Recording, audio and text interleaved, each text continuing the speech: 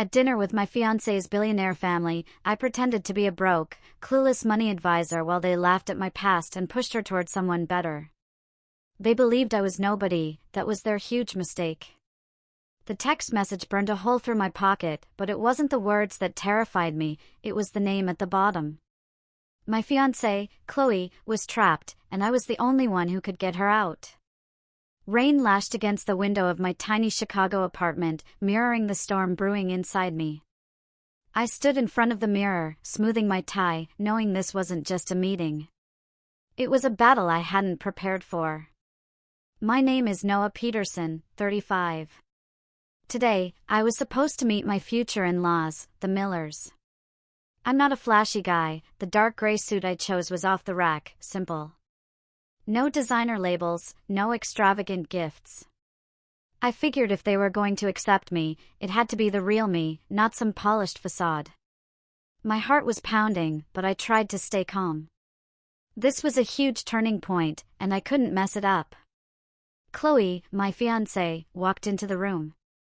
Her smile always warmed me, but today it carried a trace of worry. She's 28, with long brown hair and deep green eyes, the woman who changed my entire world. We met 2 years ago at a financial conference, and from that moment, our love grew naturally, quietly, beautifully. "Noah, are you ready?" she asked softly, her voice betraying nervousness. I nodded, pulling her into a tight hug. "I'm fine. Don't worry about me." Before we left, Chloe pulled me onto the sofa, holding my hands like she was afraid to let go. Her eyes were clearly anxious. "Listen to me," she whispered. "My parents aren't easy. My dad, David Miller, is 62. He cares about social status above everything. To him, everything has to serve the family's interests first." She hesitated. "And my mom, Evelyn Miller, is even stricter, more pragmatic. She's obsessed with marrying within one's class. In her mind, two people have to be truly equal, truly worthy of each other to be together."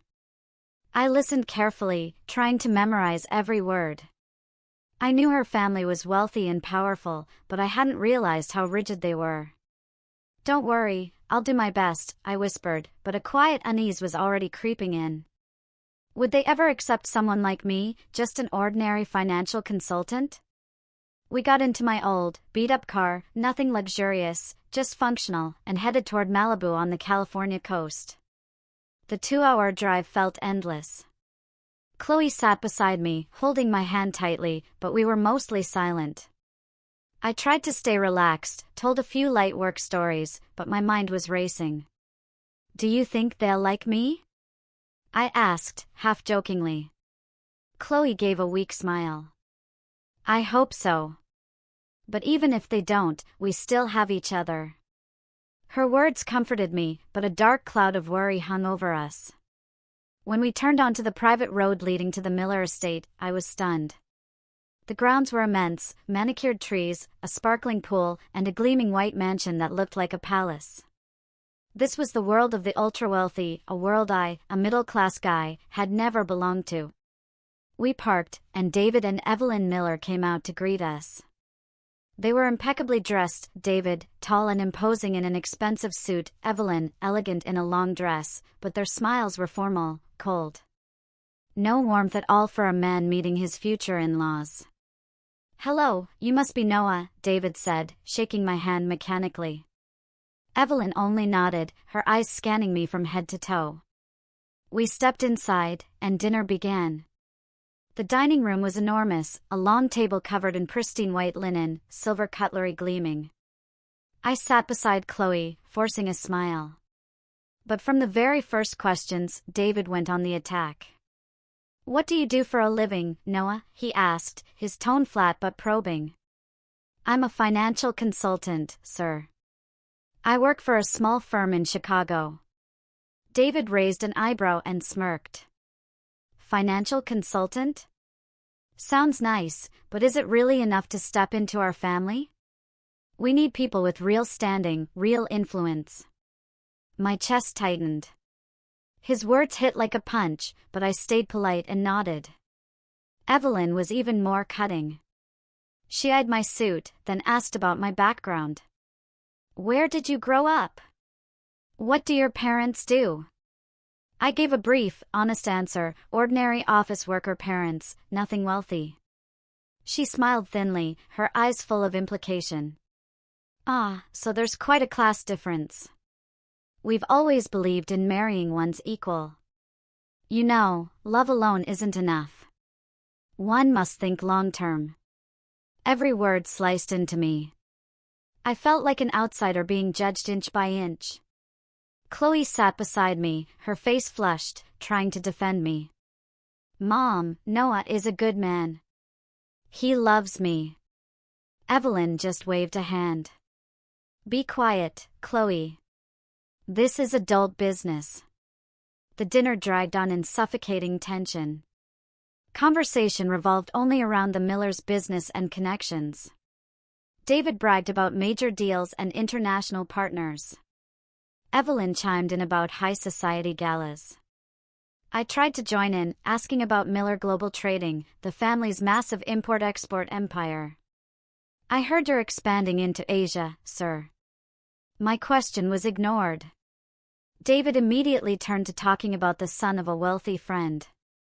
I was shut out, left to eat in silence while delicious food turned bitter in my mouth. My heart raced, sweat running down my back.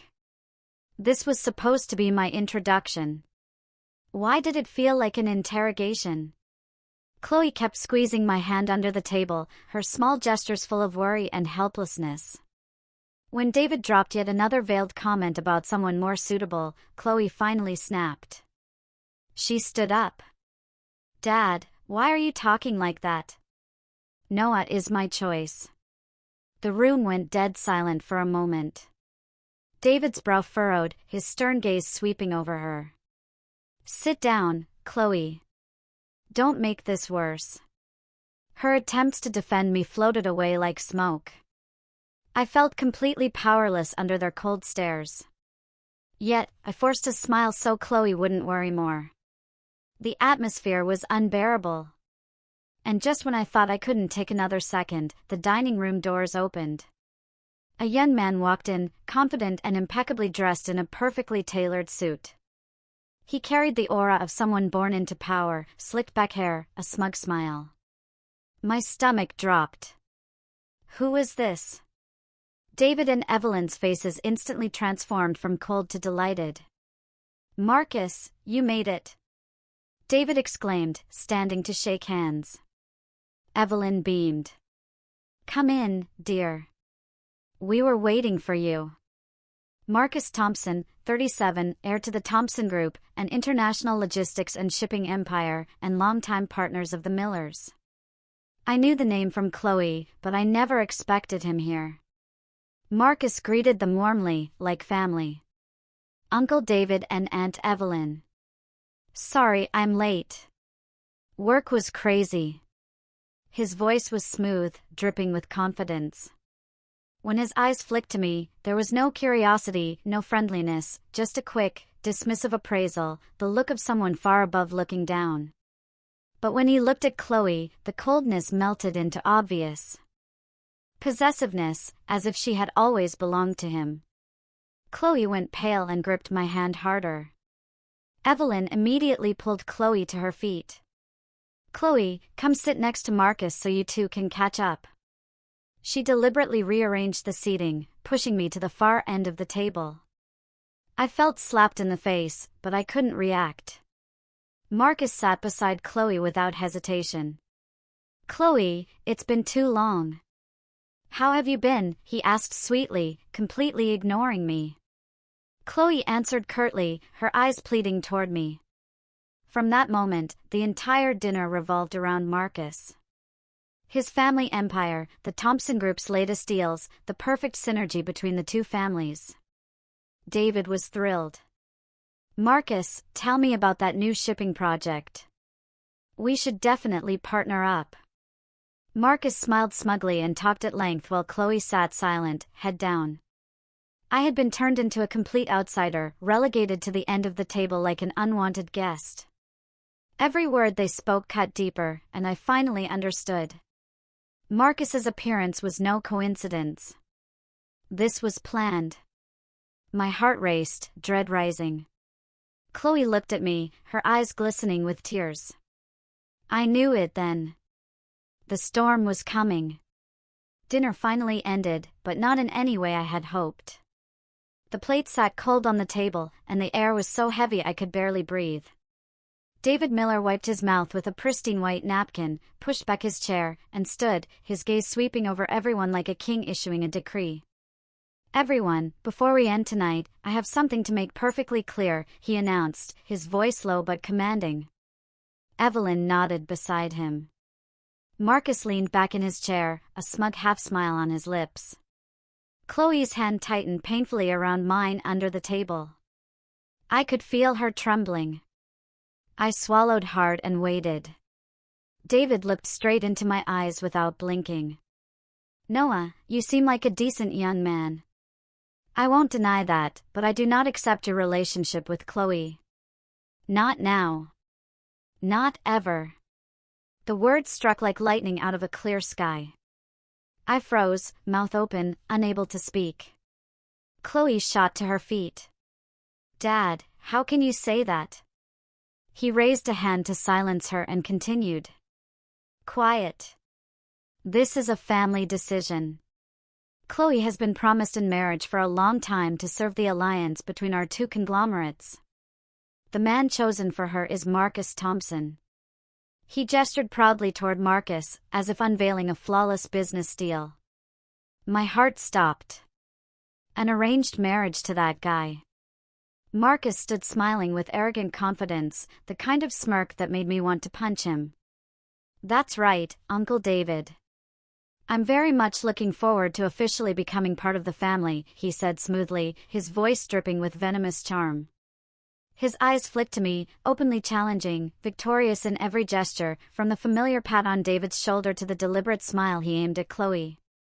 Blood rushed to my head, but I forced myself to stay calm. This was not the moment to lose control. Chloe couldn't take it anymore. She rushed toward her father, her face flushed with fury and despair. I won't accept this. I don't want to marry Marcus. I only love Noah. This is my life, not a business transaction. Her voice echoed through the vast dining room, thick with tears. I was proud of her, but terrified at the same time. David and Evelyn exploded with rage. David slammed the table. You're impulsive and stupid. How dare you put your childish feelings above the interests and honor of this family? Who do you think you are to decide everything? Evelyn screeched. You shameless girl. Do you have any idea how much embarrassment you've caused us? This empire was built on decades of sweat, tears, and sacrifice. And now you want to destroy it all for some mediocre financial consultant who isn't even in our league? Their fury spread like wildfire. David stepped toward Chloe, his face purple, his hand raised as if to strike. You dare defy me? My stomach lurched. No, this could not happen. I surged forward, placing myself between them, shielding Chloe with my own body. Sir, please stop. Chloe is your daughter, and I love her. No one is going to tear us apart. My voice shook, but it was firm. Chloe clung to my back, sobbing. For a second, I felt like a hero, but I knew the real storm was only beginning. My actions were like pouring gasoline on the fire. All of David's rage turned toward me. You little bastard! How dare you interfere in my family's affairs? You're nothing but a schemer who used my daughter's feelings to climb the social ladder. You think you're worthy? You're destroying the Millers' legacy, you greedy nobody. The insults rained down. Evelyn joined in. Exactly, you penniless trash. Get out of my house. I stood there, absorbing every blow, my heart tearing apart. I wasn't scheming. I loved Chloe with everything I had, but to them, I was the enemy. The climax came faster than I expected. David turned to the security guards at the door. Throw this man out of my estate right now. Don't let him stay another minute. 2 huge guards rushed in and grabbed my arms. I struggled, shouting Chloe's name. She screamed and tried to run after me, but David barked, "Hold her back." Guards blocked her, pinning her in place while I was dragged toward the exit. I twisted for one last look. Chloe fighting, tears streaming down her face. My heart shattered. I was shoved outside. The heavy iron gate clanged shut behind me, separating us in the most brutal moment of all. I stood there in the dark, pounding the fence in humiliation, fear, and helplessness. How had everything gone so wrong? I drove back to Chicago late that night, my mind reeling. Rain started to fall as if the sky itself mourned with me. When I got home, I collapsed onto the sofa and called Chloe with shaking hands. The phone rang forever. Then someone picked up. It wasn't Chloe. It was Evelyn. "How dare you call here again," she snarled, her voice dripping with contempt. "Because of you, Chloe had the nerve to defy us. David is furious. He's locked her in the estate and won't let her take one step outside." She was breathing heavily, her voice growing more vicious. "Listen carefully. Don't call again. Don't look for Chloe again. You only make everything worse, you bastard." Before I could say a word, the line went dead with a cold click, severing the last thread of hope. The following days were hell. I couldn't sleep, couldn't eat. Every morning, I called Chloe dozens of times, endless ringing, then blocked. Texts, emails, even handwritten letters. Everything sank into silence. I felt trapped in glass, able to see her, but unable to reach her. Is she okay? What are they doing to her? I couldn't take it anymore. On the 3rd day, I drove back to Malibu, desperate to see her. The mansion loomed under the late afternoon sun, but the moment I reached the gate, 2 guards blocked me. "Boss says, no visitors. Get lost." They shoved me back. I begged, "Please, just 1 minute with Chloe." Useless. Then, one pouring afternoon, after I had stood outside the gate for 4 hours in the rain, an old man limped out, the family's longtime butler. Silver hair, kind but tired eyes. "You're Noah, aren't you? I've seen you waiting for hours." I nodded, pleading, "Sir, please help me. I just need to know if Chloe is all right." He glanced around, then whispered, "You really love her. Listen, the master has locked Miss Chloe in her room. Guards watch her around the clock. She can't contact anyone. She's refusing the arranged marriage, so she's basically under house arrest." The words hit me like thunder. Locked up. House arrest. My heart broke. "Is she okay?" The old man sighed. "She stopped eating and drinking in protest. She looks very weak, son." I was devastated. Chloe was starving herself for us. Tears mixed with the rain. "Please tell her not to harm herself. Tell her to stay strong and take care of her health. Tell her I love her." He nodded gently. "I'll pass the message." Then he turned away, leaving me standing there with a fragile thread of hope amid crushing pain. Every time the phone rang, I lunged for it, praying it was her, but it never was. I thought about our future. Could we overcome this? Or was this the end? The tension rose, the suspense unbearable, waiting for a miracle. But deep inside, I knew the real fight had only just begun. That night, after receiving the message from the old butler, I dragged myself back to my modest apartment in Chicago. My body utterly exhausted, but my mind spinning without pause. I collapsed onto the sofa and stared out the window at the city lights, twinkling like fake stars. Rain was still pattering outside, mingling with the constant honking from the street below.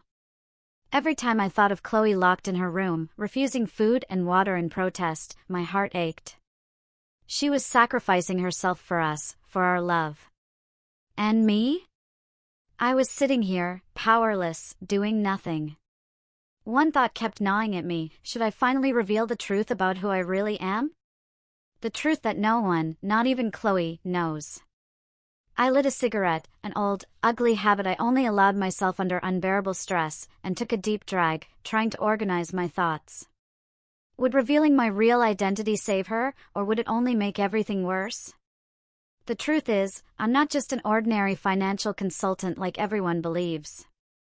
I own and run Peterson Capital Partners, a highly respected international investment fund based in Chicago. My fund manages hundreds of millions of dollars for major global investors, Silicon Valley tech billionaires, European pension funds, sovereign wealth players. My personal monthly income regularly exceeds $50,000, sometimes triples when big deals close. I have real standing in the financial world. I'm quietly invited to the closed-door conferences where decisions that move entire economies are made, yet no one knows. I keep it completely hidden. I live so modestly, it's almost bizarre compared to my peers. My apartment is a simple place in Lincoln Park with old furniture. I have no luxury car, no flashy watches. I dress plainly, take the subway, and avoid every form of ostentation. Why? Because I despise that glittering world. I grew up in a middle-class family, watched my parents work themselves to the bone for a decent life, and I learned that money isn't everything. It can buy power, but it can't buy authenticity. I stubbed up the cigarette, stood up, and paced the room, torn by conflicting emotions. If I revealed everything now, David Miller would almost certainly change his tune. He worshipped status and family advantage, and I had more than enough of both. But then what? What would Chloe think? She fell in love with the real me. Or would she feel I had deceived her all along? I remembered our first meeting like a slow-motion film reel. It was 2 years ago at an institutional investment conference in downtown Chicago. The hall was packed with expensive suits and talk of stocks and bonds. I sat in the back row, trying not to stand out, even though my fund was managing a massive Asian allocation at the time. Chloe took the microphone during the Q&A to ask about long-term investment risk.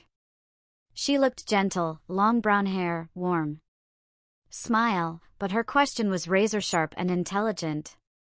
The entire room went quiet. "Sir, how do you balance profit with ethical investing?" she asked, and I was instantly captivated. She was dressed simply, no flashy jewelry.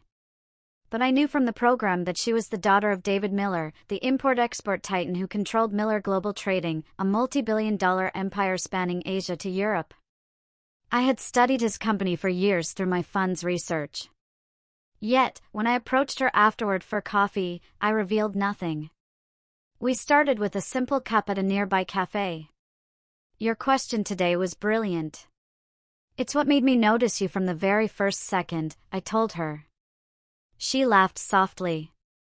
"Thank you. I was just curious." From that moment, everything grew naturally. I kept my real life completely hidden. To Chloe, I was just an ordinary financial consultant working at a small firm, earning just enough to get by. I wanted it that way. I wanted to be loved for who I am, not for money or status. I was afraid that if she knew, everything would change, that our relationship would become tainted by the same transactional world her family lived in. Our love deepened through simple dates, walks in city parks, hot dogs from street carts, late-night talks in tiny cafes. We shared real things. I told her about my suburban Chicago childhood and how my parents taught me the value of honest work. She opened up about the pressure of always having to be perfect, to uphold the family name. Those honest conversations brought us closer in the most genuine way. One rainy evening, she hugged me tightly and said, "You're so different from everyone I've ever met. You're one of the few people who lives true to himself." In that moment, I almost told her everything, but I stayed silent. I was terrified of losing the purity we had. Our love grew until one spring evening, under blooming cherry trees in Golden Gate Park, we secretly got engaged. No diamond ring, just a private promise. I choose to love you for the rest of my life, not for status, only for who you are. We hadn't told either family yet. I didn't want a spectacle, and Chloe was afraid of her parents' reaction. Now, with our love torn apart by force, I felt more trapped than ever. I lay on the bed, staring at the ceiling, my mind in chaos. If I revealed my true identity now, I could probably negotiate with David, using pure financial power. My fund could invest in Miller Global Trading and create the exact alliance he dreamed of. But then what? Would Chloe forgive the deception? Or would she think I was no different from Marcus, someone who buys love with money? My heart pounded as I wrestled with the decision that could change everything. The days that followed were a living nightmare. I tried every possible way to reach Chloe, but nothing worked. I called from unknown numbers, sent anonymous emails, even paid a florist to deliver flowers to the estate in the hope of slipping in a note. Nothing got past the Millers' ironclad security. Every time I drove to Malibu just to be stopped at the gate, another cut was carved into my heart. The old butler, my reluctant ally, occasionally slipped me a message. The young miss is still holding on, but the master is watching her very closely. Those words were drops of water in the desert, yet nowhere near enough to quench the fear burning inside me. I wandered Chicago for hours under the rain, my mind spinning with plans. Should I hire a lawyer? Report the confinement to the police? Then I laughed bitterly at myself. The Millers had their own lawyers and connections in high places. To them, I was just an ordinary nobody. Even though the truth was the opposite. The tension built. Every night I lay awake, my heart racing, waiting for a miracle that never came. Then one morning, while I was sitting in my usual cafe near the office, idly scrolling my phone to kill time, the news hit me like a nightmare made real, a breaking alert on every screen: lavish wedding of the decade, Miller and Thompson families seal alliance through marriage. Every outlet was flooded with photos. Marcus grinning triumphantly beside David and Chloe. Oh God. Chloe in a dazzling evening gown, her smile stiff and hollow. I went numb. My hand shook so violently the coffee cup tipped and spilled everywhere. The headline named Chloe and Marcus as the couple. The last fragile threads of hope, the secret messages, the dreams of reunion shattered like glass. I couldn't speak. The noisy cafe faded to silence. I stumbled outside, gasping for air, trying to hold back the pain ripping through my chest. Was this real, Chloe? Had you given up? I couldn't wait another second.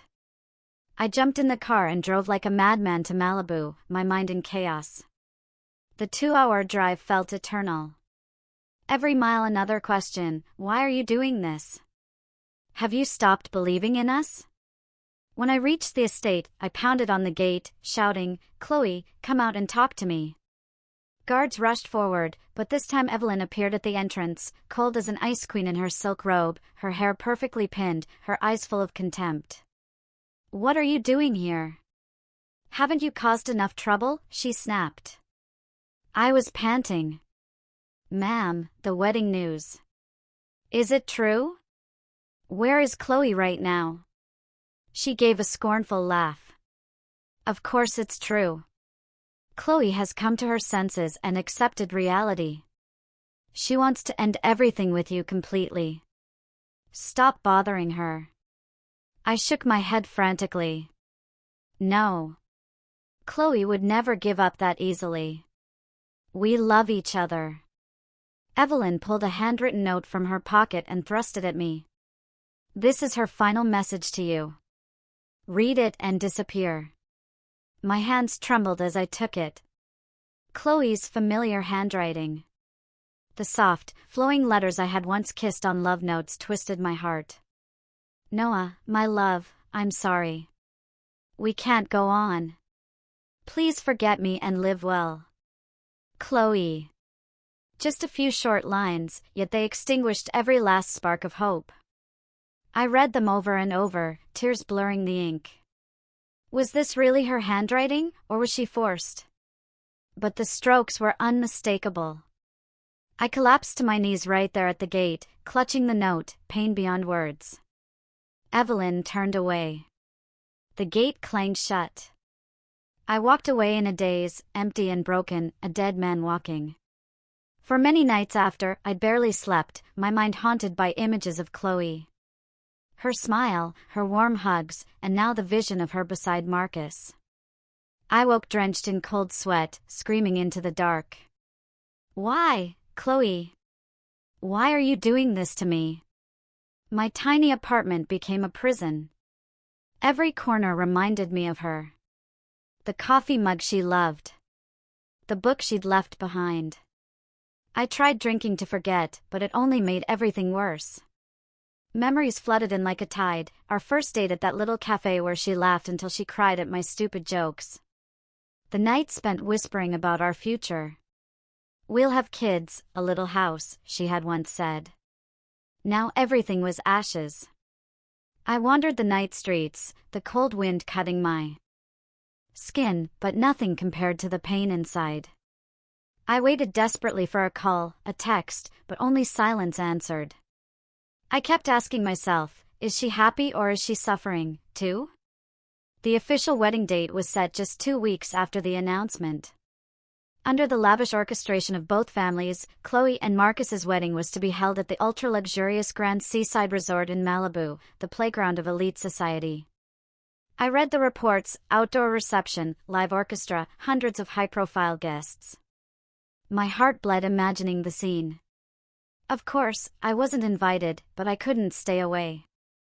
On the day of the wedding, I drove there in secret, parked far off, and watched from a distance, behind the security fence and the stream of arriving guests.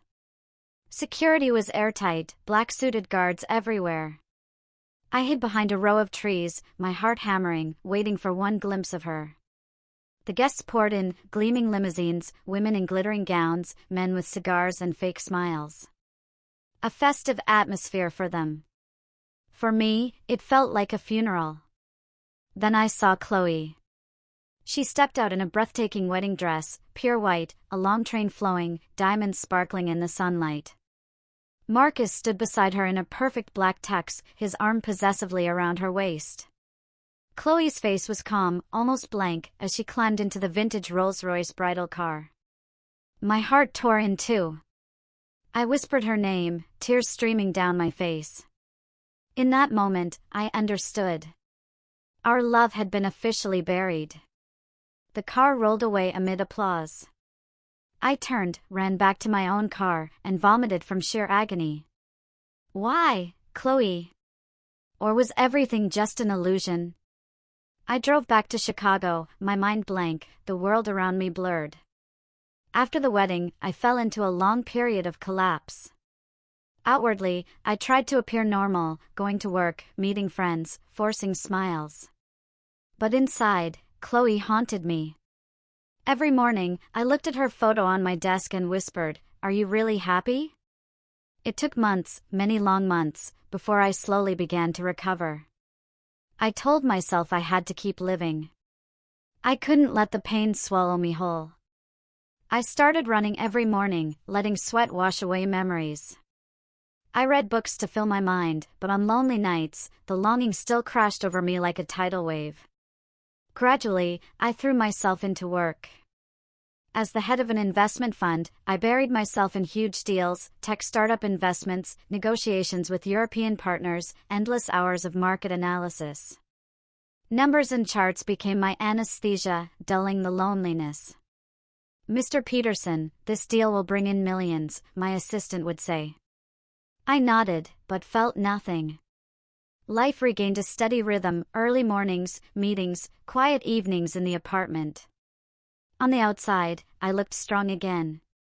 But deep inside, my love for Chloe remained untouched, an unhealed scar. Some wounds, it seems, never fully close. A year had passed since Chloe's wedding day, and I had tried to bury that first love deep in my heart. Time is a strange medicine. It blurs the sharpest memories, but it never completely erases them. I still lived in Chicago, still quietly ran Peterson Capital Partners, but work was no longer an escape. It had become my actual life. I woke at 5 every morning, ran along Lake Michigan to chase away dreams of Chloe, then dove into the office on Michigan Avenue.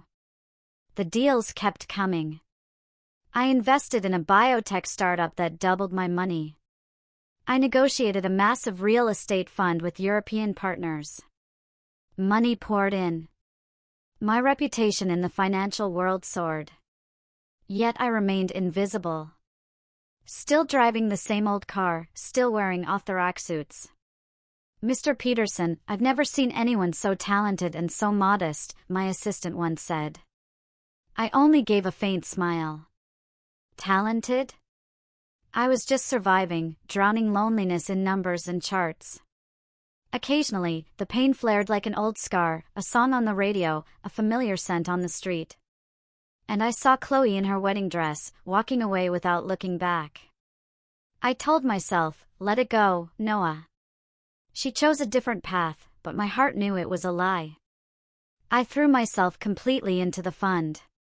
From a few $100 million under management, we crossed $500 million with partners all over the globe.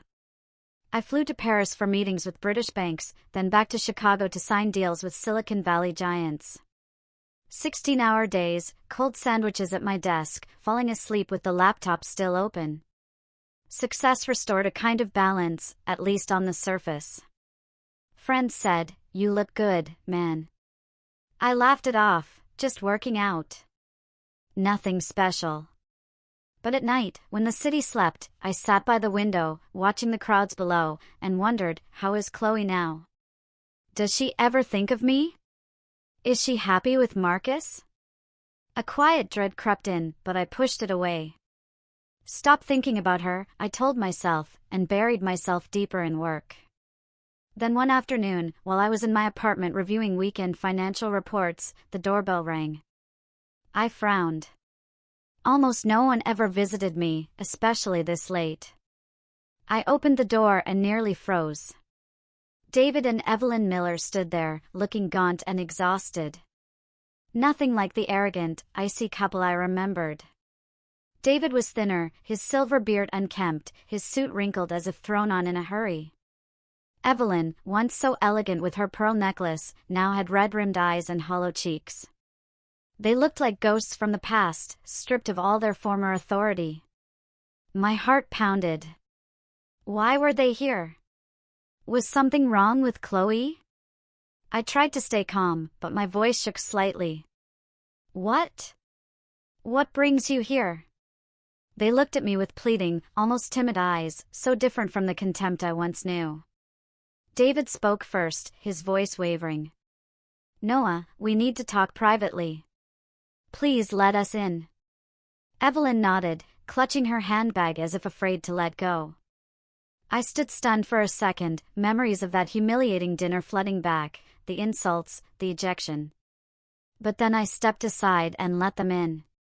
The silence was heavy as a courtroom. We sat on the sofa. The air was thick.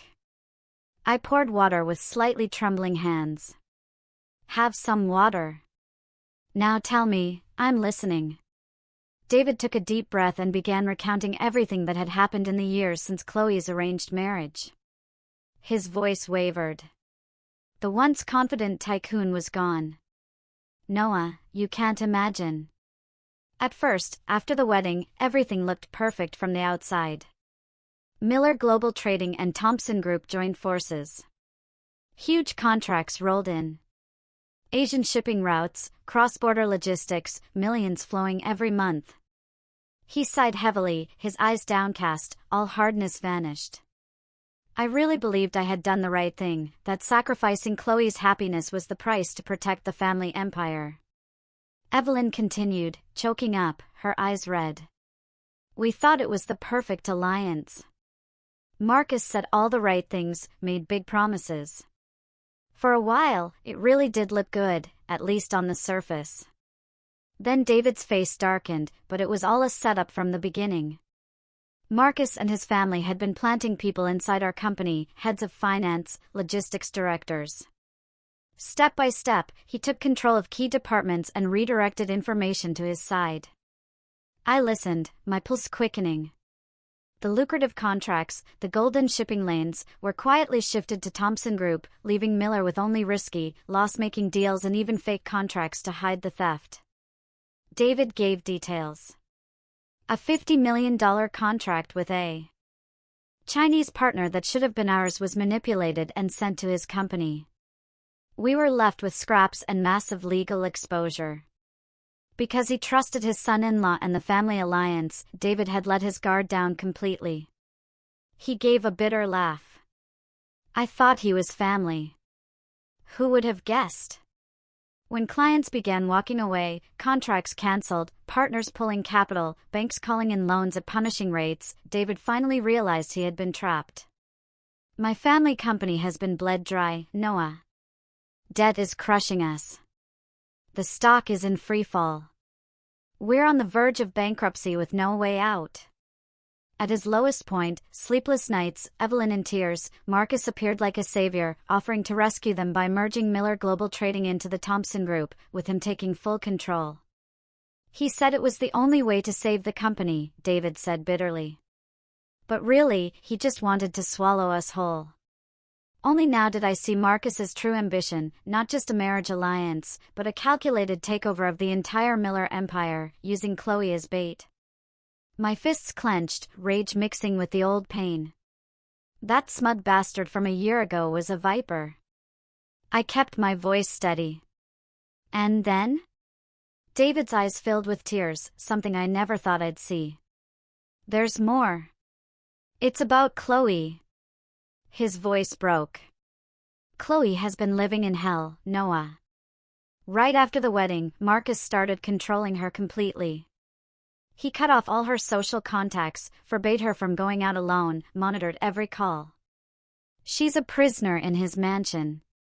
Evelyn sobbed. He torments her psychologically, insults, threats, total control. He tells her she's nothing but decoration. When she doesn't obey, he harms her. The word struck me like a physical blow. Harming her. My gentle, brilliant Chloe subjected to mistreatment. Old wounds ripped open, pain and fury surged through me. David continued, his voice shaking. He openly keeps mistresses, brings them home, treats Chloe like furniture in his political marriage. She suffered alone, too afraid to tell anyone. During one rare escape, while Marcus was away on business, Chloe came home and collapsed in front of her parents, broke down completely, revealing the nightmare. Nights crying alone, bruises on her body, constant terror. She fell to her knees and sobbed, "You pushed me into hell."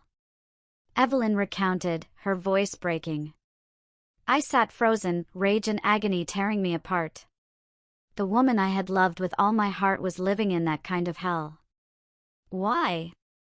Why didn't you get her out? I asked, my voice hoarse. David bowed his head. We tried, but Marcus is too powerful now. And with the company about to collapse. He looked up at me, his eyes pleading, Noah, you are our last hope. The tension spiked like a bomb about to explode. My heart raced. Old love and new fury colliding. What would happen next? I took a deep breath, waiting. I sat in complete silence as they told the entire story. From the expressions on their faces to the tremor in their voices, I could tell David and Evelyn Miller were not lying. Every ounce of suffering and desperation was real. David's hands shook as he described the manipulated contracts. Evelyn kept wiping away tears when she spoke of Chloe. The air in my small apartment felt so thick I could hardly breathe, as though the past had rushed back in and was strangling the present. I sat motionless on the sofa, knuckles wide around the water glass, absorbing every detail. I had already heard whispers about Miller Global Trading's decline through the financial reports my fund analyzed and the rumors circulating on Michigan Avenue. I had assumed it was a temporary downturn, but I never imagined the company was teetering on the edge of bankruptcy. David spoke of sleepless nights staring at blood-red balance sheets. Evelyn wept over the future of their dynasty. I looked at them, once untouchable titans of power, now reduced to two broken, haggard shadows, and felt a storm of pity and anger swirling inside me.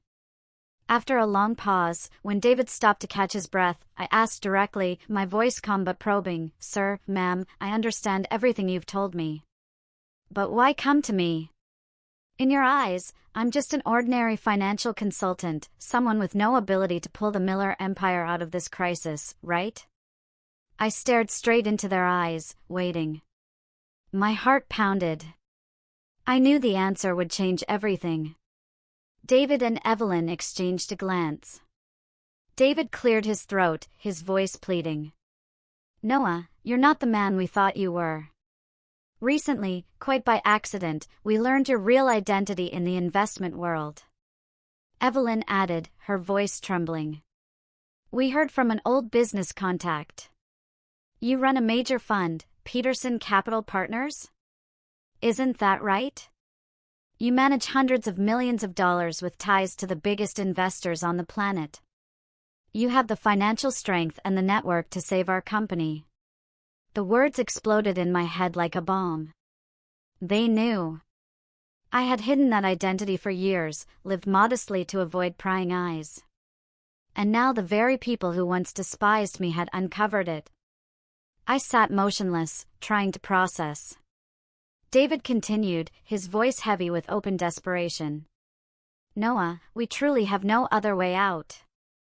We beg you, please inject capital to save Miller Global Trading. Only you can restructure the company, pull us back from the brink, bring in new partners." His voice cracked at the end. "But more important than anything, please save Chloe.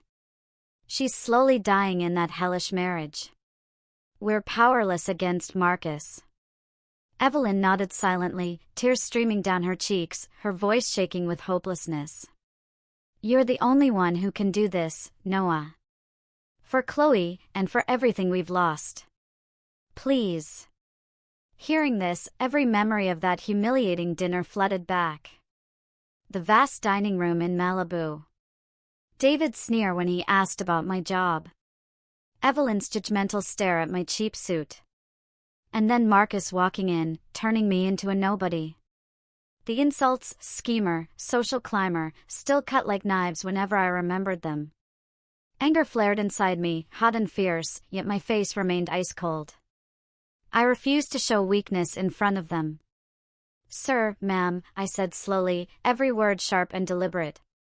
"It was you who insulted me, who looked down on me because of so-called class differences. You used your power to force us apart. Had me thrown out of your estate like trash." I paused, my eyes locked on theirs.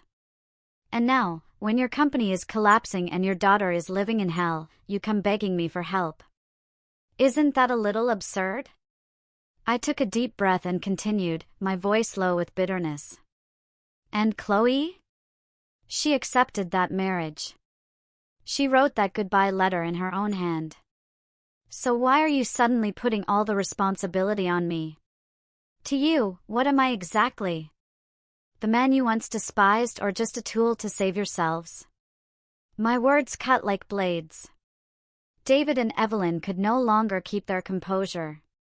Their faces went pale, and then, in a moment that stunned me, both of them dropped to their knees in front of me. David Miller, the once mighty tycoon, knelt, his forehead bowed. Evelyn burst into sobs, her hands covering her face, all traces of former arrogance gone. "Noah, we beg you. We were wrong," David cried, his voice breaking. Evelyn sobbed uncontrollably. "Back then, Chloe fought for you with her life. She truly loved you, Noah. But David threatened her.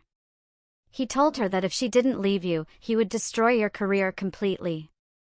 Use every connection to ruin you. Take everything you had." She looked up at me, her eyes swollen. "Chloe cried for days, but she chose to sacrifice herself to protect you. That letter, she was forced to write it. We made her." The revelation hit me like lightning. Every doubt and resentment I had carried for the past year collapsed like a rotten building. Chloe had never betrayed me. She had never turned her back on our love. Instead, she had given up her own happiness to shield me, to protect the life and career she believed belonged to just an ordinary consultant. My heart ached so fiercely I could barely breathe, as though someone were crushing it. The image of Chloe in her wedding dress, that forced smile, suddenly became crystal clear. Not surrender, but silent agony. I loved her so much that tears rolled down my face without me realizing. Rage and grief tearing me apart at the thought of the harmful acts, the control, the living hell she had endured. How could you do that to her? I whispered, my voice breaking. But I didn't let emotion make me agree instantly. This wasn't a game. This was a human life, love, justice. I stood and paced the room, trying to regain control. David and Evelyn remained on their knees, weeping and pleading. Noah, forgive us. Save Chloe. Save our daughter. I looked at them, torn between wanting to scream and throw them out the way they once threw me out, and feeling pity, and above all, the love for Chloe that still burned. I need time to think, I said clearly, my voice cold and firm. This isn't just about money or business. It's about a person's life. Go home. I'll contact you later. They rose, looking utterly defeated, and left my apartment in silence. The door closed. I collapsed onto the sofa, my mind reeling. Tension surged. This decision would change everything. I would save Chloe, but on my terms. In the days following that fateful meeting, I was torn apart by an intense inner conflict. One half of me wanted to rush in and save Chloe immediately. Pull her out of that marital hell, away from the bruises and fear David had described. I pictured holding her again, wiping away her tears, whispering that everything would be all right. But the other half could not forget the humiliation and wounds from the past. David's insults, schemer, social climber, Evelyn's sneer about class differences, and the scene of being thrown out of the estate like a stray dog. All of it still haunted me like deep, unhealed scars. Why should I save the very people who destroyed our love? Didn't they deserve this? I wandered Chicago for hours under a cold drizzle, searching for answers. My heart raced every time I thought of Chloe. What was she enduring right now? Another slap from Marcus, or cruel words that made her curl up in a corner?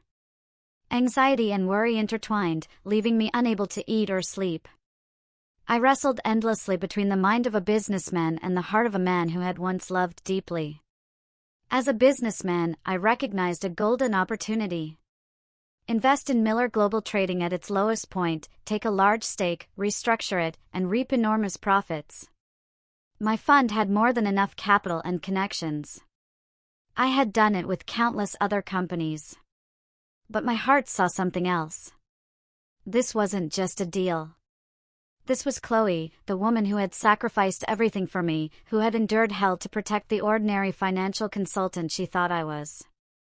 I remembered nights lying beside her while she whispered, "You are my everything." Where was she? I sat in my Michigan Avenue office, staring at the crowds below, my mind in turmoil. The sleepless nights stretched on. I stayed up drinking black coffee, poring over Miller's financial reports for weaknesses, then slamming the laptop shut and clutching my head in pain. What should I do? I asked myself, my heart pounding. The tension rose whenever I imagined confronting Marcus. How that smug bastard would fall. But if I failed, I would lose everything, and Chloe would remain trapped. After many sleepless nights, as dawn crept through my apartment window, I finally made my decision. I would help, but on my terms, not out of pity, but justice. I called David, my voice calm. Meet me at the cafe near my office. We'll talk. He agreed instantly, his voice trembling with hope. When they arrived, still looking as broken as before, I led them to a quiet corner. The air was thick with tension. The clink of coffee spoons sounded like a countdown. In front of them, I declared, I agreed to help the Miller family through this crisis. David and Evelyn nearly broke down with relief, as if a lifeline had just been thrown to them. David grasped my hand. "Noah, you are the savior of our entire family." Evelyn wept. "You are our last hope." But I immediately laid out my conditions, my voice ice cold. "In return, I require 35% of Miller Global Trading shares and veto power over every major strategic decision." They froze, their faces ashen. 35%. That would make me one of the most powerful people in the company, able to override David himself on anything important. David stammered, "Noah, are you sure? That's an enormous amount." Evelyn looked at her husband in alarm, but with no way out, banks closing in, partners fleeing, they had no choice. David exhaled heavily. "We accept and place everything in your hands." My heart pounded with excitement. This was the turning point. I was stepping into the fight. The share transfer and strategic agreements were signed that same day at my lawyer's office. Documents already prepared. I watched David's trembling hand sign his name and felt a mix of satisfaction and lingering pain. From that moment, I officially joined the board of Miller Global Trading as the second largest shareholder. The news spread quickly through financial circles. Noah Peterson makes major investment in Miller. But I kept it quiet, avoiding the press. Soon after, at an emergency board meeting, I was appointed CEO to take full operational control during the crisis. David nodded wearily. "Noah, from now on, everything is in your hands. We trust you." I sat in the CEO chair, looking out over the vast Chicago headquarters office, my heart racing. It was time to begin. I launched a ruthless personnel overhaul at lightning speed. On day one, I summoned every senior executive and began a complete audit of the organization. "We need transparency and clarity," I said firmly at the meeting. I brought in an independent audit team from my own fund and tore through every department, every major contract, internal emails, financial reports, everything was examined. Marcus's planted operatives were quickly exposed, a logistics head leaking confidential data, a finance director signing fake contracts. I gathered evidence quietly, emails, recorded calls, and removed them without mercy. One morning, I called 3 of them into my office. "You're fired. Security will escort you out." They went pale, stammering excuses, but I cut them off. "Save it. I have all the proof." My pulse raced. I knew Marcus would soon feel the pressure. I immediately froze suspicious accounts and stopped the millions being siphoned to Thompson Group. High-risk and fraudulent contracts, the very tools Marcus had used to bleed Miller dry, were cancelled or renegotiated. I worked with lawyers late into the night, combing through every clause. What needed to be voided was voided. What could be reclaimed triggered immediate legal action. The pressure was immense, but I refused to slow down. At the same time, I negotiated directly with banks to restructure debt and ease the financial strangulation. In conference calls, I introduced myself plainly. "We have a new CEO, Noah Peterson, speaking." My name carried weight. After tense moments of consideration, they agreed to extend terms. Cash flow began to breathe again. Simultaneously, I reached out to former clients and investors. I flew to Paris to meet European partners, to Dubai to renegotiate with Asian suppliers. "Miller is being reborn under my leadership," I told them. When they learned I was Noah Peterson, the man with serious international credibility, many who had walked away began to return. A pivotal deal in Tokyo was signed again. Revenue rose 20% in the first month. The stock turned green. As Miller regained its footing, I moved to the counterattack against Marcus Thompson. My heart pounded with anticipation. This was the real war. I launched aggressive pricing and supply chain strategies to seize back the critical logistics routes Thompson controlled.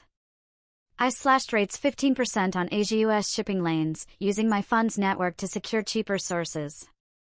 Clients began switching. "Your service is better." At the same time, I leveraged my global investor network to lock in exclusive contracts for Miller. One by one, Thompson's core revenue streams were cut off.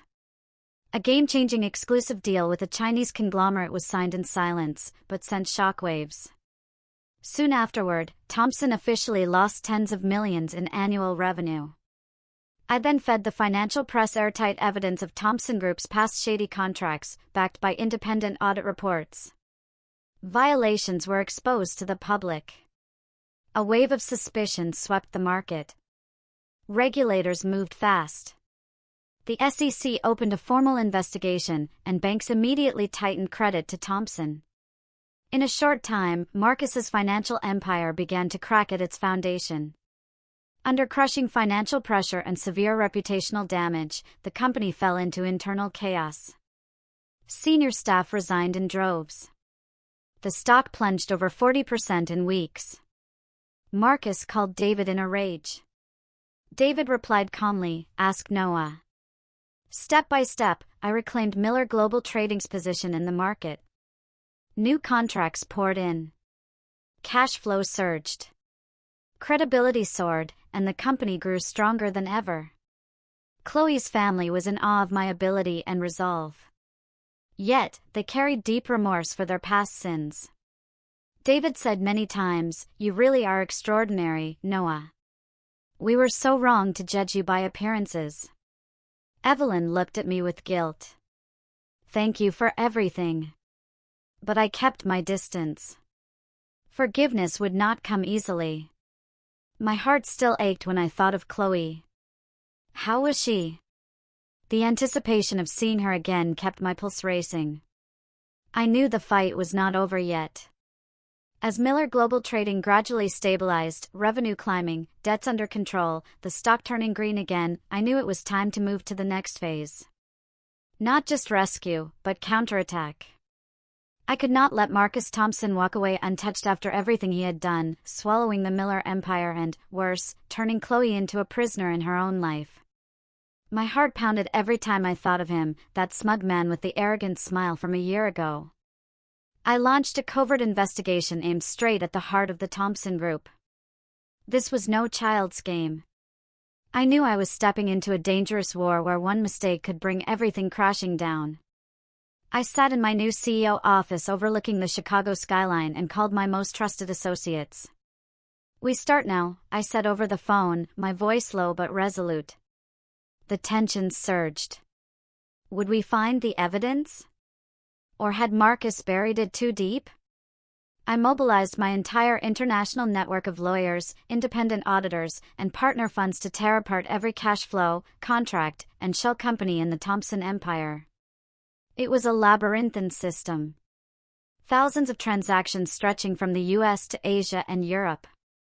I hired top specialists from Paris and Dubai, people who had worked with me on massive deals, to rip everything open. We worked around the clock in a secret Chicago office, computer screens glowing with data. "Trace the cash flow from the shipping contract," I ordered, pointing at a dense Excel sheet. By cross-referencing shipping records, container counts, vessel routes with logistics invoices, insurance policies, and cross-border payment chains, the anomalies began to surface. A contract for cargo from China to the US, supposedly worth millions, turned out to be completely fictitious. No real goods, only fake paperwork used for money laundering. Then more, tax evasion through Cayman shell companies, money funneled straight into Marcus's pockets, untaxed. My pulse raced when the first solid proof appeared. An internal email from Marcus's assistant, "Transfer $5 million through the ghost company. Keep it off the IRS radar." Piece by piece, we built the picture. Tension rising with every discovery. The process took weeks, but each new revelation fueled both exhilaration and rage. I remembered the sleepless nights alone with cold coffee, poring over data. "You'll pay, you bastard," I whispered, imagining Marcus's face when it all collapsed. We uncovered thousands of fake invoices, marine insurance, international payments, and exposed tens of millions in money laundering and tax evasion. One midnight, the audit team called, "Noah, we've got it. Ironclad proof of laundering through fake logistics contracts." My heart soared, but I stayed calm. "Excellent. Keep digging. We need it airtight." The suspense was excruciating. If we were discovered too early, Marcus could strike back with his power. I shared information only with a tiny circle of trusted people and stored everything on encrypted drives. Once we had an airtight dossier, hundreds of pages of emails, invoices, bank records, I quietly delivered the entire package to financial crime authorities and market regulators almost simultaneously. Damaging stories about Thompson Group exploded across the financial press. I leaked portions anonymously to the Wall Street Journal and Financial Times. First headline: Thompson Group accused of laundering via sham logistics contracts. The market reacted instantly. Retail shareholders panicked and dumped stock. The price plunged 20% in a single day. Institutional investors pulled out. Cancellation calls flooded in. Thompson's market value lost billions. Banks launched emergency credit reviews and froze lending. Marcus and his family were forced into non-stop press conferences. I watched on TV as he stood at the podium, his suit perfect but his face ashen, trying to deflect. These are baseless rumors. We will sue whoever is spreading them. He denied everything, but his voice wavered, his eyes avoiding the cameras. The more he spoke, the deeper journalists dug, exposing contradictions. One reporter asked, "Then explain the ghost transactions with the Cayman entity." Marcus stammered. The stock fell another 10%. I smiled grimly, but the tension rose. A cornered animal bites hardest. Headlines multiplied: Thompson accused of years-long tax evasion. Regulators moved in. Internal chaos erupted. Senior staff resigned. Partners fled. Parallel to the corporate war, I secretly gathered evidence of Marcus's domestic mistreatment against Chloe. This was the most critical part. Not just destroying his company, but freeing her from hell. I couldn't wait, so I started the moment Miller was stable. Through my lawyer network, I accessed Chloe's private medical records, photographs of bruises on her arms, cuts on her face, diagnoses listed as blunt force trauma. My heart broke seeing those images. My gentle Chloe, her eyes swollen in the hospital photos. Tears rolled down my face. The suspense was unbearable. Would this be enough for a court? I hired a top-tier Chicago private investigation firm, discreet surveillance specialists, to track Marcus's daily life. They documented his open affairs, photos of him embracing a young woman at upscale bars, nights coming home late, ignoring Chloe. Reports confirmed, subject maintains strict control over wife. No outside contact. Phone monitoring. I approached former household staff with offers of protection and generous payment. After hesitation, several agreed to testify about the incidents of physical mistreatment. One maid said, "I heard screams from the bedroom, then saw bruises on Madam. Sir said she fell." Those words cut like knives. All evidence, medical photos, surveillance footage, sworn statements, was compiled, vetted by the best lawyers, and handed to the family attorney to file for divorce and domestic violence charges. When the dossier was complete, Chloe officially filed for divorce from Marcus. My heart raced. The suspense was unbearable. As we awaited the court's response, Marcus, as expected, struck back viciously. He went public, smearing my name, accusing me of having an affair with Chloe from the beginning and orchestrating a conspiracy to destroy him and his company. At a press conference, he declared, "Noah Peterson not only had an illicit relationship with my wife long ago, but is using money and hidden connections to manipulate the market and launch a deliberate campaign to ruin me and Thompson Group." The media frenzy exploded, Miller's CEO accused of affair with rival's arranged wife. For a short, brutal period, I became the prime target, threatening emails, slander flooding social media. My pulse hammered. The suspense was excruciating. This was his final, desperate blow. I had to fight on both the business and legal fronts alone, staying silent in public and letting the lawyers handle every document. Don't say a word. Let the evidence speak, my counsel advised. I sat in my office watching the news, cold sweat on my forehead. The tension was unbearable. Would the courts believe us? Or would Marcus turn the tables? Those were days of constant dread, like a cornered animal waiting for the final blow. Every morning, the moment I opened my eyes, I rushed to check my email. Dozens of anonymous threats: touch Marcus again and you're dead. The financial press dug into my past, hunting for any stain they could find. I knew Marcus was behind it all. I stayed silent as my lawyers advised, but inside I was burning. Work at Miller continued, meetings, contracts, but my mind was always in the courtroom. How was Chloe holding up? Could she endure the pressure? My heart ached. The suspense was unbearable as I waited for the trial day when the truth would either be revealed or everything would collapse. The divorce trial unfolded in a suffocating atmosphere of direct confrontation. The courthouse in downtown Chicago, an old, imposing building with echoing marble corridors, felt like a pressure cooker with every footstep. I sat in the back row, trying to stay unseen, but my heart pounded like thunder when Chloe walked in. She was thinner, her brown hair tied back simply, her face pale. Yet those green eyes still held strength. Marcus sat on the opposite side, his black suit immaculate, his expression icy. But I noticed his clenched fists and the sweat on his forehead. The lawyers clashed fiercely. His side tried to paint Chloe as a disgruntled wife manipulated by Noah Peterson. Then Chloe was called to the stand. She spoke of the suffocating control, phone monitoring, friends cut off, forbidden to leave the house alone. She described the verbal mistreatment, the harmful acts when she resisted, the bruises she hid under long sleeves. The entire courtroom fell silent. I sat in the back, my heart twisting with every word, tears rolling down my face unnoticed. One question consumed me: would her truth be enough to sway the judge? Medical reports were presented. Photos of purple bruises on her arms, cuts on her cheek. Our lawyers played a secretly recorded audio from a former staff member. Marcus's voice snarling, "Shut your mouth or I'll harm you severely." Testimony followed from maids and security guards. I saw Madam crying with fresh bruises. Faced with this airtight evidence, Marcus's defenses crumbled.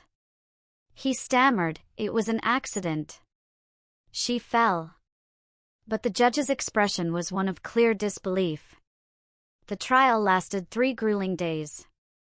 His lawyers kept trying to flip the narrative, accusing me of interfering in the marriage, but the evidence was overwhelming. Finally, the judge struck the gavel. The marriage between the parties is hereby dissolved. Mrs. Chloe Miller is restored to full personal freedom. Chloe sobbed in her seat. Marcus slammed the table in fury. The court simultaneously forwarded the entire domestic violence file to criminal prosecutors for further action. My heart raced with joy and suspense. Chloe was free, but the war was not over. At the same time, authorities officially opened a full investigation into Thompson Group's financial crimes. I had handed over the dossier long ago, and now it bore fruit. Accounts were frozen overnight. Tens of millions locked down, triggering panic inside Thompson. Senior executives were hauled in for questioning. Marcus's own assistant broke under pressure and confessed to the fake transactions. I followed it all from a distance through the news. SEC launches probe into Thompson money laundering. Marcus fought back with top lawyers, but the evidence was ironclad. After 2 months of intense raids and interrogations, the verdict came. Marcus and key associates were indicted and convicted on charges of money laundering, tax evasion, and contract fraud. The criminal trial was swift. The mountain of proof, emails, fake invoices, witness testimony, was insurmountable. Marcus was sentenced to prison. I watched on TV as his once smug face turned ashen. All arrogance gone. Thompson Group lost all market trust. Shareholders dumped stock. Credit lines vanished. Major contracts were cancelled. Partners fled. We don't do business with criminals. Soon after, the company officially declared bankruptcy, ending an empire that had once seemed invincible. I read the Wall Street Journal headline, "Thompson Empire Collapses in Fire Sale." My heart pounded with grim satisfaction. He had lost everything, just as he had tried to take everything from Miller. I sat in my office overlooking the city and exhaled. But the victory felt incomplete because my thoughts were with Chloe. How much had she suffered because of him? After overcoming the crisis and crushing Thompson Group, Miller Global Trading recovered strongly and began steady growth under my direct leadership. I worked relentlessly, new logistics routes, exclusive Asian partnerships, technology investments to optimize the supply chain. Revenue jumped 50% in the first quarter. The stock hit record highs. Employees admired me. Boss Noah saved the company. I held weekly meetings, motivated the teams, but my heart was always with Chloe. The suspense remained. How was she? Why hadn't she reached out? David and Evelyn repeatedly sought me out to apologize, acknowledging their past mistakes and expressing deep remorse for using their power to tear Chloe and me apart. One afternoon in my office, David entered, his voice trembling. "Noah, we were wrong. We were blinded by family interests and pushed Chloe into hell. Please forgive us." Evelyn wept. "We regret it so much. She sacrificed everything for you, and we destroyed it all." I listened, my emotions mixed. Rationally, I accepted their apology. Time had softened the sharpest hatred, but the wounds from that humiliating dinner and the forged goodbye letter still lingered, so I kept a certain distance. No warm embraces, no easy familiarity. Our relationship with Chloe's parents evolved into one of professional respect, board meetings, strategy discussions, but never true closeness. David respected my decisions as an equal partner, no longer giving orders. Evelyn sent thank you gifts, but I accepted them politely without great warmth. I knew they carried guilt. David often looked at me with remorse during meetings, but the past could not be erased overnight. The suspense continued. Had they really changed? As for Chloe, after escaping that hellish marriage, she carried deep shame, trauma, and guilt over everything that had happened. I heard from David she doesn't want to see anyone, not even us. Chloe distanced herself from the family and chose to live quietly alone, healing in solitude, far from the glittering, high-pressure world of the elite. She moved to a small house in the Chicago suburbs near a lake where she could read, paint, and mend her heart. David said she wanted to start over, away from business. I waited anxiously for news of her. Was she all right? Did she ever think of me? I did not push, did not try to force contact or pressure her to return. I simply watched over her from afar, arranging everything she needed to feel safe and financially secure. I hired discreet security, sent money through anonymous accounts, support from a friend, so she could pay bills and live comfortably. Every act of help was silent. She never knew I was the one behind it. I followed her progress through private investigator reports, walking by the lake, reading under trees, smiling more often. My heart warmed yet ached. The love for Chloe remained untouched, hidden beneath silence and respect for her choices. She needs time to heal, I told myself. But the suspense lingered, waiting for the day she might come back. A year had passed since the day Chloe left to heal on her own, and I had learned to live with that longing as part of my life. In the early months, I buried myself in Miller Global Trading, new logistics routes, massive international contracts, anything to fill the emptiness inside. The company flourished, revenue soared. But every night when I returned to my apartment, I sat by the window, watching Chicago's glittering lights, and wondered, "How are you, Chloe? Are you happy?" I lived quietly, morning runs, late-night reading, and silent waiting. A quiet suspense threaded every day. Will you ever come back? Or have you chosen a new life without me? I still received reports from the private investigator. She paints by the lake, her face gradually brightens, but her eyes still carry a distant sadness. My heart raced with every update, fragile hope rising. Yet, I dared not hope too much. Then one calm afternoon, while I was sitting in my usual cafe near the office, reviewing financial reports, the door opened and Chloe walked in. My heart stopped. She was no longer the fragile, broken woman from the trial. Thin, red-eyed, she was a woman who had walked through fire and learned to stand tall again. Her long brown hair fell loose. A simple, pale blue dress hugged her figure, and her smile was gentle yet steady. She looked around the cafe. Then her gaze settled on me. In that instant, the world blurred, clinking spoons, customers chatting, everything faded. Only she and I remained. I stood, hands trembling, barely able to speak her name. She smiled, her voice warm, but slightly hesitant. "Noah, it's been a long time. How have you been?" We sat. The air crackled with suspense. I looked at her, emotions flooding. She was more beautiful than ever, but her eyes still carried the scars of old wounds. "I thought I would never see you again," I whispered, my heart pounding. We spent the entire afternoon speaking openly, acknowledging that we had once loved deeply, hated deeply, and hurt each other to the core. We laid everything bare. No hiding, no evasion. I confessed, my voice shaking, "I hated you for that letter. I thought you had betrayed me." Chloe cried. "I never betrayed you, Noah. I sacrificed myself to protect you, but I hated myself for being weak, for letting Marcus control me." We admitted the wounds. I spoke of the humiliation of being thrown out of the estate, the nights wandering Chicago. She spoke of the bruises, the nights of terror. We both understood that some scars never fully disappear. Time only softens them, reminders of hard-won lessons. The atmosphere was charged as we touched the darkest corners. We laughed through tears. That raw honesty felt like lifting a crushing weight. Instead of rushing back together as if nothing had happened, we chose to start over as two new people. The past became a lesson, not chains. We learned from our mistakes and pain to build something stronger. The meetings that followed were simple, walks in Golden Gate Park where we once stayed, quiet dinners in small restaurants, sharing our new days.